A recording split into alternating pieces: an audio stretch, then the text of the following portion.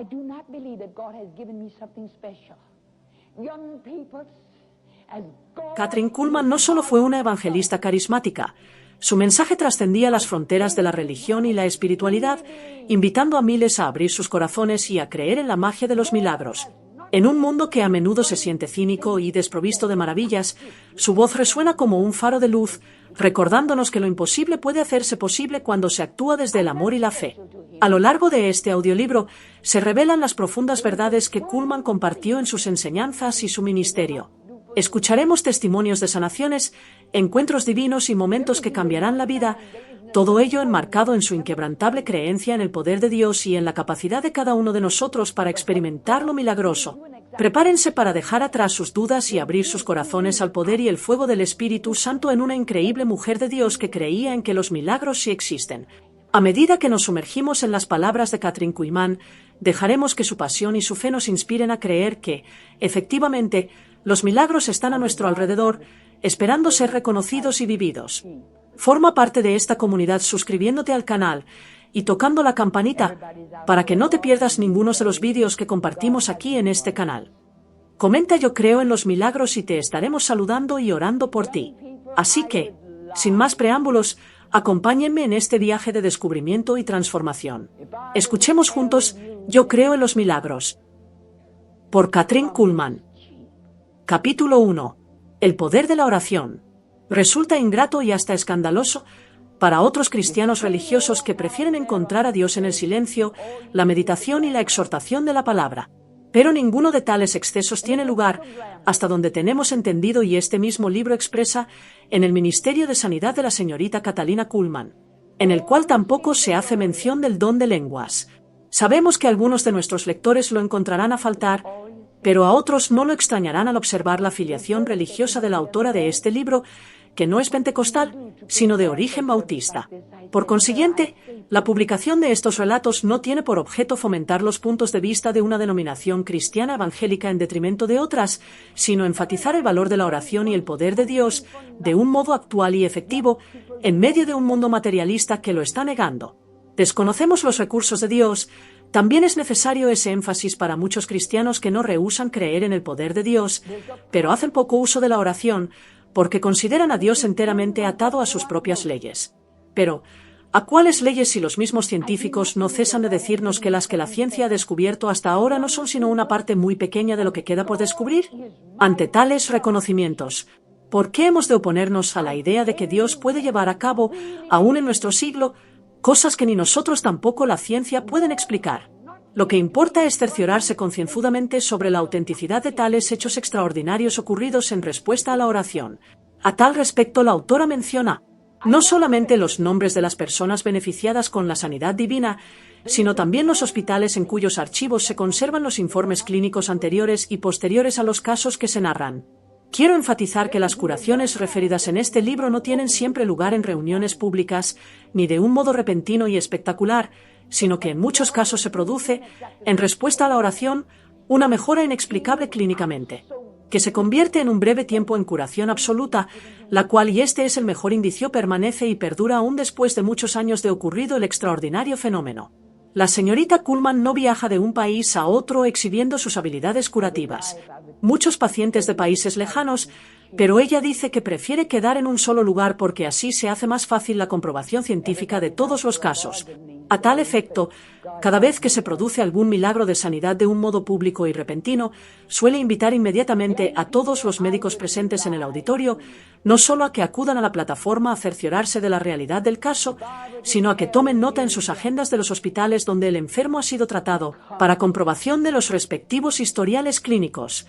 Pero aun cuando la señorita Kuhlman no viaje de un país a otro, pero tiene marcado interés en que sea fomentado, no solo en Estados Unidos, sino también en otros países, la fe en el poder de Dios y la eficacia de la oración, pues como indica repetidamente en este mismo libro, no cree que su persona física sea indispensable para la operación de verdaderos milagros. ¿Por qué no ocurren más prodigios? Posiblemente muchos lectores se preguntarán, ¿por qué tienen lugar estos casos extraordinarios? Precisamente en Pittsburgh, Pensilvania, en relación con el ministerio de la señorita Kathryn. Hay millones de cristianos en el mundo que oran a Dios por sus enfermos.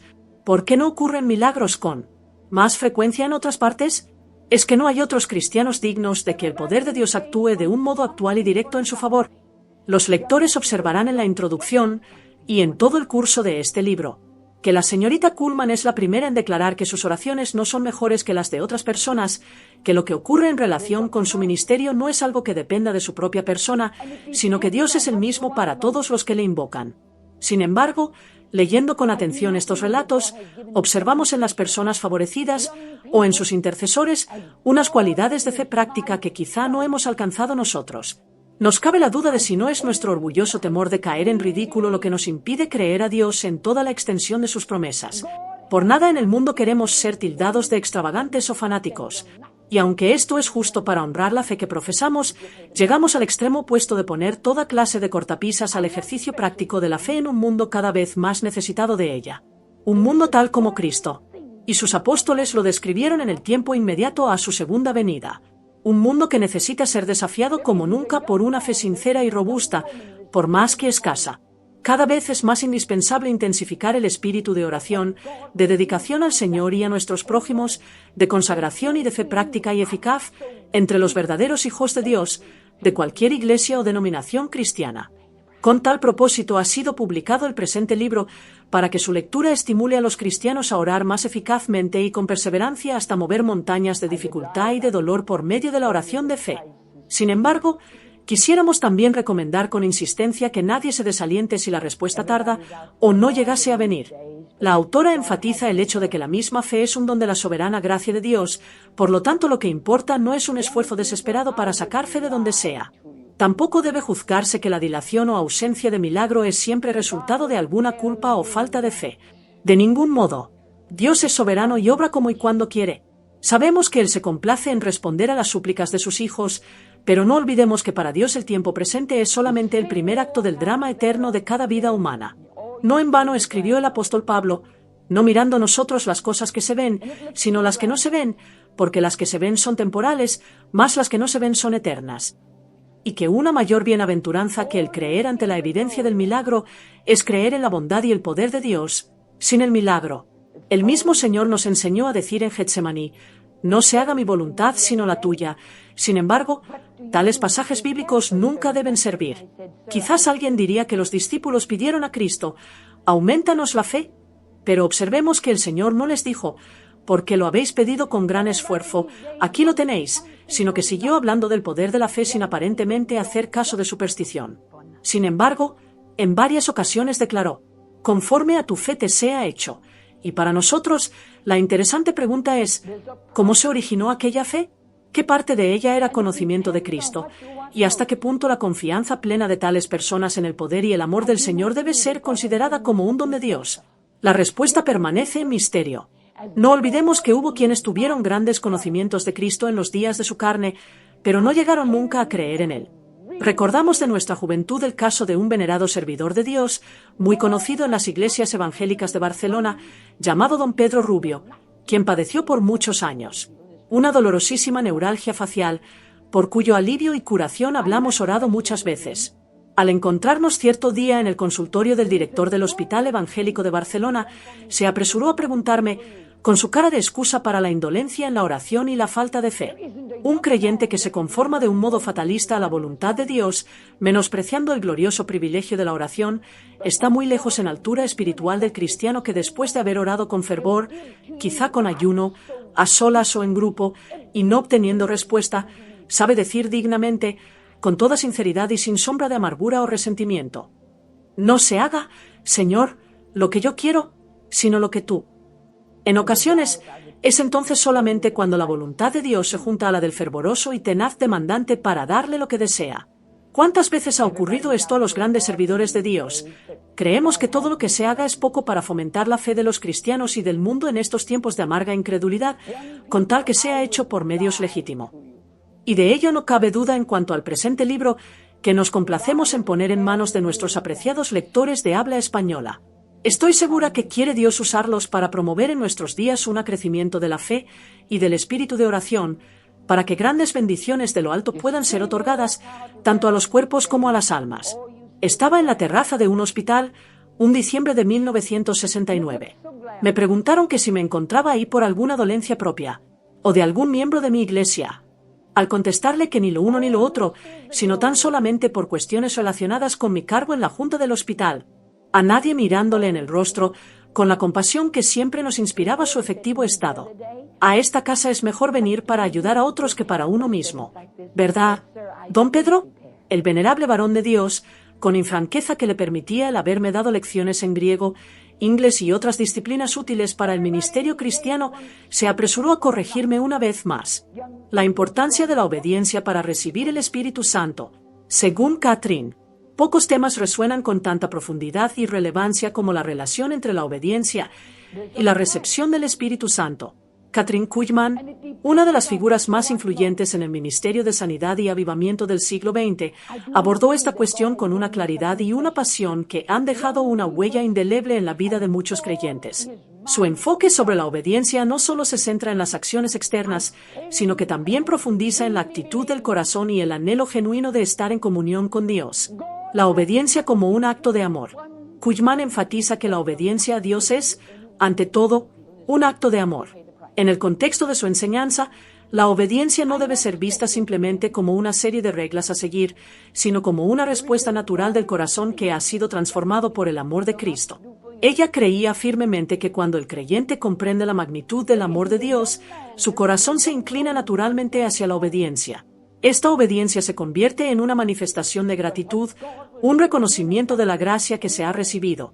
La Escritura respalda esta perspectiva en Juan 14:15, donde Jesús dice: «Si me amáis, guardad mis mandamientos». Aquí se establece un vínculo inseparable entre el amor y la obediencia. Para Kuhlman, este pasaje no es solo una instrucción, sino una invitación a experimentar la plenitud del Espíritu Santo.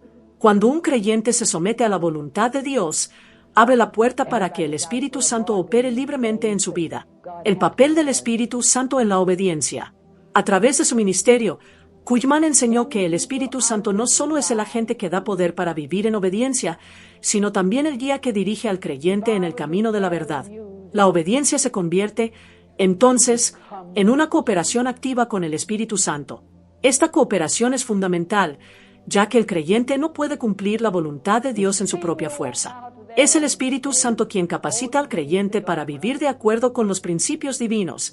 Kuhlman a menudo hablaba de la necesidad de ser llenos del Espíritu para poder vivir en obediencia. Esta llenura, según ella, es un regalo que se recibe al rendirse completamente a Dios.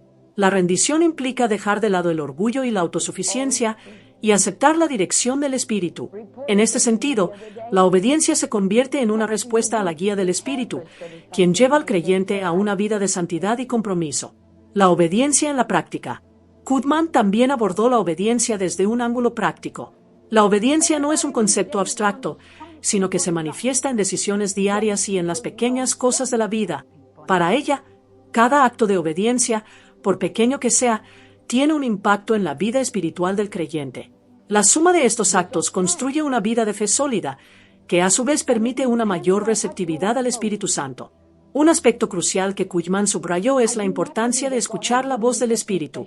En su experiencia, muchas personas no experimentan la plenitud del Espíritu Santo porque no están dispuestas a obedecer lo que Él les está pidiendo. Esto puede ser tan simple como una llamada a orar por alguien o a actuar con bondad en una situación específica. Ignorar estas pequeñas instrucciones puede cerrar la puerta a una mayor revelación del poder de Dios en la vida del creyente. Obediencia y avivamiento. Kuhlman también veía la obediencia como un elemento esencial para el avivamiento. En sus reuniones, se podía sentir una atmósfera de expectación y entrega, donde los asistentes eran desafiados a rendirse completamente a Dios. Ella creía que el avivamiento personal y colectivo se produce cuando un grupo de creyentes se une en obediencia y busca fervientemente la presencia del Espíritu Santo. En este contexto, la obediencia se convierte en un catalizador para la transformación, tanto a nivel individual como comunitario. A través de su ministerio, Kuhlman fue testigo de innumerables milagros y transformaciones. Ella atribuía estos fenómenos a la obediencia de los creyentes que se sometían a la dirección del Espíritu Santo. Este enfoque práctico y vibrante de la obediencia le permitió ver la obra de Dios en acción, lo que a su vez inspiró a otros a buscar una relación más profunda con el Espíritu Santo. La lucha de la obediencia. Sin embargo, Kuhlman no ignoró las luchas que enfrentan los creyentes en su camino hacia la obediencia. reconocía que la naturaleza humana tiende a resistir la rendición total a Dios. La lucha entre la carne y el espíritu es una realidad que cada creyente enfrenta. A pesar de esta lucha, Cullmann instaba a los creyentes a persistir en su búsqueda de la obediencia, recordándoles que la gracia de Dios es suficiente para superar cualquier obstáculo. Finalmente, Cullmann enseñó que la obediencia es un viaje, no un destino. Cada paso en obediencia lleva a una mayor revelación del Espíritu Santo y a una vida más rica en Cristo. Este proceso de crecimiento espiritual es continuo, y cada nuevo nivel de obediencia abre la puerta a experiencias más profundas con el Espíritu. Conclusión. La enseñanza de Kathryn Kuhlman sobre la obediencia como clave para recibir el Espíritu Santo resuena con una verdad fundamental en la vida cristiana. La obediencia no es solo un mandato, sino una invitación a experimentar la plenitud de la presencia de Dios. A través de su amor, el creyente es llamado a una vida de rendición y cooperación con el Espíritu Santo, lo que a su vez lleva a una vida transformada y a la manifestación del poder de Dios en la tierra. En última instancia, la obediencia se convierte en el camino hacia una relación más profunda con Dios, un viaje que cada creyente está llamado a emprender con alegría y expectativa.